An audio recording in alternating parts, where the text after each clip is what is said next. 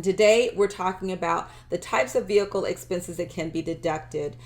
This topic is of interest because we know July 1st, the IRS increased the mileage deduction for business use of vehicle from 58 cents to 60. I'm sorry, 58 and a half cents to 62 and a half cents. Whatever, it went up by 4 cents. Okay, but the thing about it is that we really need to understand the types of expenses that can be deducted when it comes down to claiming your business use of vehicle. So there's two ways to claim the vehicle expense. There's the standard mileage rate, that's that 62 and a half cents per mile.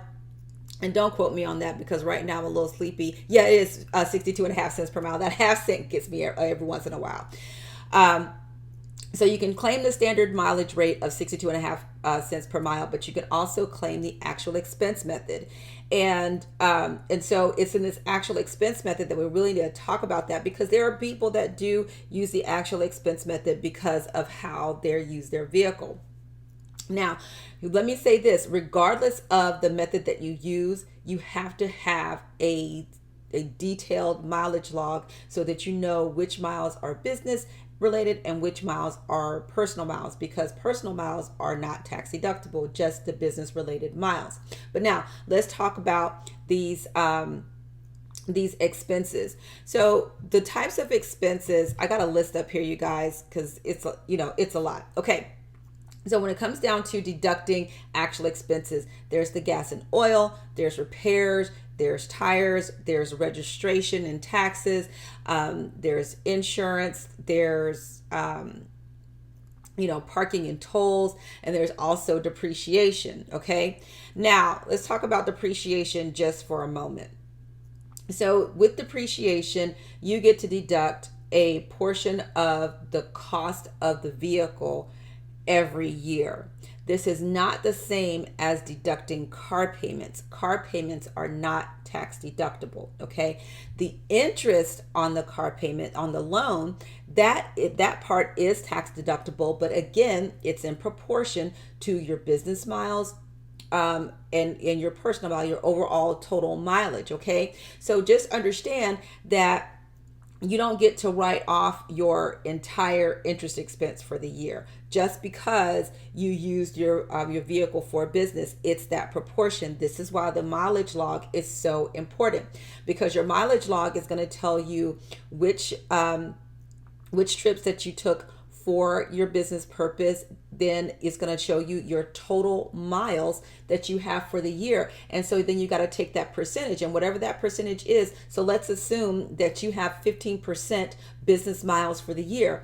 Then that 15% is 15% of your interest, 15% of your gas and oil, 15% of your repairs. So that's why keeping this mileage log is absolutely important.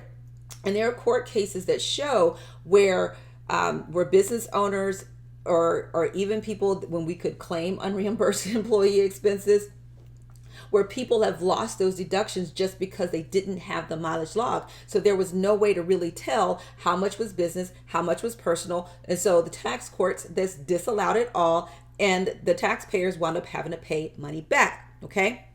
So if you want to see what that looks like, there is a link to the blog post that I wrote about this that gives a specific example of how this happened to a taxpayer recently. So now, parking and tolls, you can absolutely deduct that too. But again, for trips that are related to business. And what do you need to have with those parking and tolls? Receipts, okay? Or document something. So I know with the way that we are expanding to a more touchless society, even with parking, you can go and pay on your phone, or even if you go pay a meter. Okay, if you got to pay a parking meter, at least write that down. You're not going to get a receipt from a parking meter, but you can definitely write that down, the date, the time, the business purpose, all of that, so that you can track, the what you pay for your parking fees and your tolls. Now, a lot of times with these tolls, you have the little transponder, and you just get a printout of your toll purchases, right? So you have to be able to go through and define which one of those are business and which one is personal. Now, if you do have the little toll thing and you don't use your vehicle for business that much, then take the time to go through the toll booth.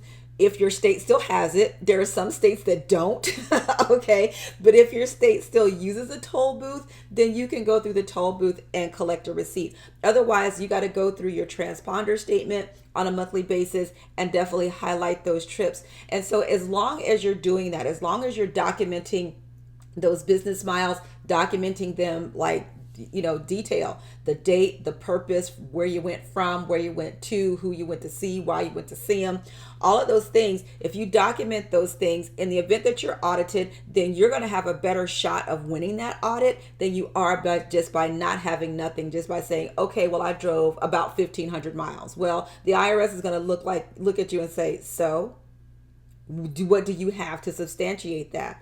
And then even and with those business expenses, with those vehicle expenses, then if you don't have that log to prove that that you took these trips for business, those vehicle expenses get kicked to the curb too. It gets totally disallowed. So understand that, even though you can deduct all of these expenses, that mileage log is going to be the thing that's going to help you win or cause you to lose. Okay. So I hope that helps you out with these vehicle expenses and understanding what you can deduct. And I did get a question. I forgot. I did get a question about leasing a car. So as with anything, it depends, right? So if you are renting a car for a business purpose, if you use it 100% for business, then absolutely you can deduct that expense. But now you're not going to deduct the lease payments or the rent payments and the mileage. You're not going to do both. But if you're talking about a short-term rental, like for a weekend, if you're going to a conference and whatnot, you're going to be using that for 100% for business. So absolutely you can do that. If you're looking at a long-term lease, then again, we're looking at overall business use to personal use. Okay. You would deduct one or the other, the lease payments or the mileage. Is not going to be both. Okay. And how you start, especially if you're in a long-term lease, how you start is how you're going to finish. Okay. So I hope that makes sense. All right. So thank you guys so much for tuning in. Thank you all so much for being here and listening to what I got to say today. Because listen, with this change in this mileage rate, I promise you, I am like willing to bet. Like, I'm not a betting person, but if I was going to put money on whether or not this was going to be a special audit year for mileage, 2022 is going to be it. But listen, these returns are not going to be filed until 2023. The audit part is probably not going to happen until like 2025. So think about that. You're not going to remember what happened in 2022 in 2025. You're not going to remember. So it's super important that you go through and document this stuff in real time, because when it comes down to the audit, you need to already be ready.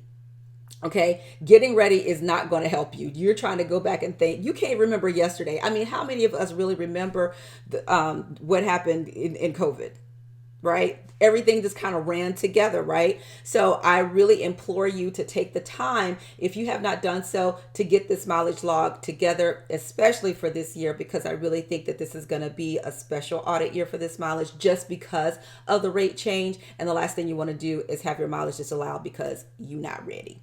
Okay, so guys, thank you so much for tuning in, and I will see you next time. Bye.